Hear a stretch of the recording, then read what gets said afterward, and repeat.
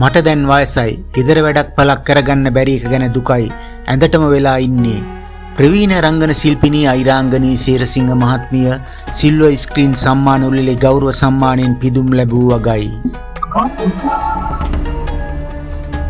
ප්‍රවීණ රංගන ශිල්පිනී අයිරාංගනී සේරසිංහ මහත්මිය ඊයේ දිනේදී සිල්වර් ස්ක්‍රීන් සම්මානය පිදුම් ලබා තිබුණා. ලාංකීය සිනමාව උදෙසා සිදු කළ අනුපමේය කලා මෙහෙවර උදෙසා ජීවිතයේ එක්වරක් පමණක් පිදෙන සිල්වර් ස්ක්‍රීන් රන් සම්මානයේ මෙවර පිරිනැමුණේ ඇයටයි. මේ වන විට අයිරාංගනී සේරසිංහ මහත්මිය 98 වී පසුවනවා. කලකට පෙර ඇය පවසා සිටියේ ඇයට දීර්ඝායුෂ නොපතන ලෙසයි. මට දැන් වයසයි. මට දීර්ඝායුෂ පතන්න එපා. මම යන්න ඉන්නේ. ගෙදර ඇඳට වෙලා වැඩක් පළක් කරගන්න බැරි එක ගැන මට දුකයි. ජීවිතය ගැන නම් කිසිම පසුතැවීමක් නැහැ මට. කුඩා කාලයේදී බොහොම සැප සම්පත් භුක්ති විඳා.